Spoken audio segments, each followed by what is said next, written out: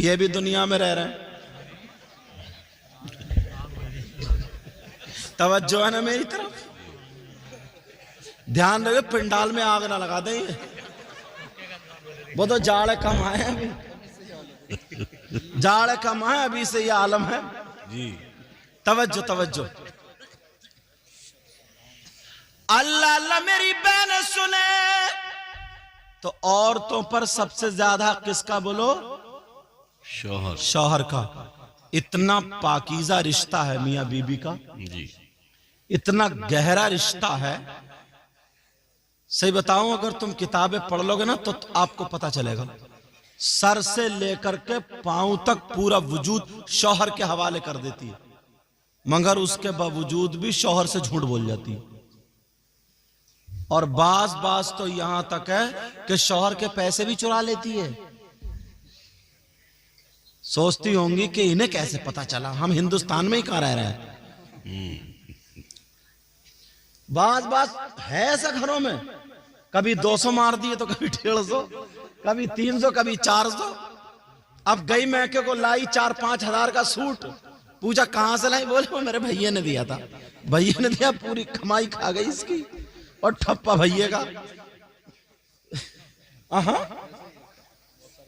ایسے بھی ہیں بہت سارے لوگ. میں نے ہماری باجی تھی بمن پورے میں تقریر کر دی تو عورتیں کہہ رہی تھی انہیں کیسے پتا چلا سب. ہم نے کہا ہم ہندوستان میں کہاں رہ رہے ہیں. جی اللہ اللہ سنو پیارے سنو، میرے نبی کی بیٹی جن کا نام سیدہ فاطمہ الزہرا رضی اللہ تعالی عنہا، اور میرے نبی کے داماد جن کا نام حضرت علی رضی اللہ تعالی عنہ، بے شک. دونوں بہت شاندار زندگی گزار رہے ہیں. دنیا میں مثال ہے ان کی. بے شک. ایسی زندگی کے گھر میں بہاریں. فاطمہ کو بھی اللہ نے یہ پاور دیا تھا، اگر دعا کر دیتی آنچل اٹھا کے اے اللہ جنت سے پکا پکایا کھانا بھیج دے تو جنت سے کھانا آ جاتا. مگر سیدہ فاطمہ نے اپنے ہاتھوں سے وہ پیسا، اپنے ہاتھوں سے چکی چلائی تاکہ دنیا سمجھ جائے کہ نبی کی بیٹی اور سیدوں کی دادی ہاتھ میں چھالے پڑ جاتے، خون چھنک آتا، چکی چلا رہی ہیں، چکی چلا رہی ہیں، یہ ہے نبی کی بیٹی. اور آج ہمارے گھر کی بھی بیٹی چکی کم چلا رہی ہے، چلائی کہاں رہی ہے، پوری سسرال کو چلائے پھر رہی ہے. جی پکڑ کے شوہر کو پوری سسرال کو چلا رہی ہے.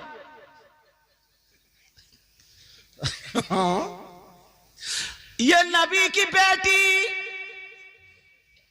ایک دن کیا ہوا نا، میرے آقا بانٹ رہے تھے غلام اور کنیزے. جی آقا بانٹ رہے تھے. اللہ پتا چلا میرے ابا بانٹ رہے. توجہ، میرے ابا بانٹ رہے. ابا فاطمہ تم بھی چلی جاؤ نا.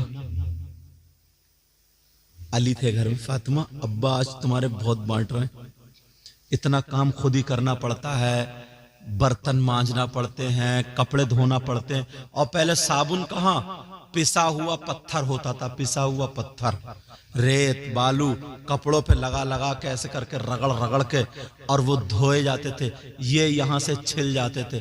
اور آج تو یہ بھی کچھ نہیں ہے، سمجھے، خالی واشنگ مشین میں کپڑے ڈالے، بٹن دبانے کی ضرورت ہے.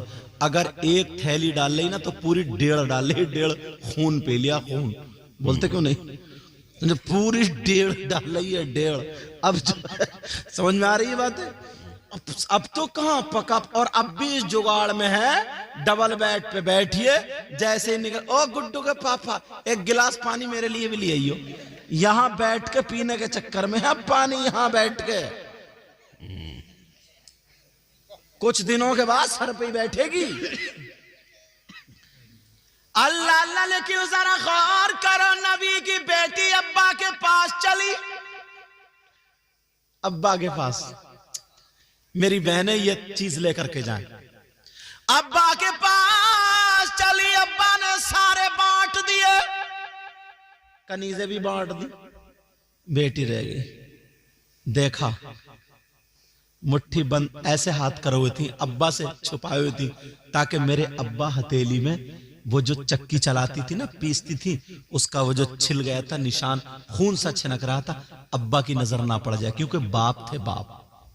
और आज की बेटी इतनी होती है तो इतनी बढ़ा के कहती है। सही बता रहे हो मैं? अपने शौहर के बारे में, घर वालों के, ये फातिमा की तालीम है। ये फातिमा की, अपने बाप से हाथ छुपाए पड़ी।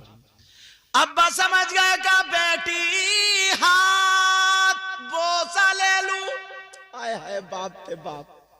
कहते थे फातिमा दुनिया को सुकून तेरे बाप से मिलता है, मगर तेरे बाप मोहम्मदुर रसूलुल्लाह को सुकून मेरी बेटी फातिमा से मिलता है। वो बेटी फातिमा। अल्लाह, तरबियत बहुत जरूरी है, बच्चों की तरबियत। तुम लोग शादियों में मालूम है 5-5, 6-6, 7-7 लाख रुपए लगाते हो, समझ? लगाते, लगते नहीं लगते हैं? क्यों? इसलिए कि मेरी बेटी आराम से रहे, सुकून से रहे। मगर गलती करते हो, मेरी बहनें भी गलती करती हैं, तुम भी। आप कहोगे कि हजरत कैसे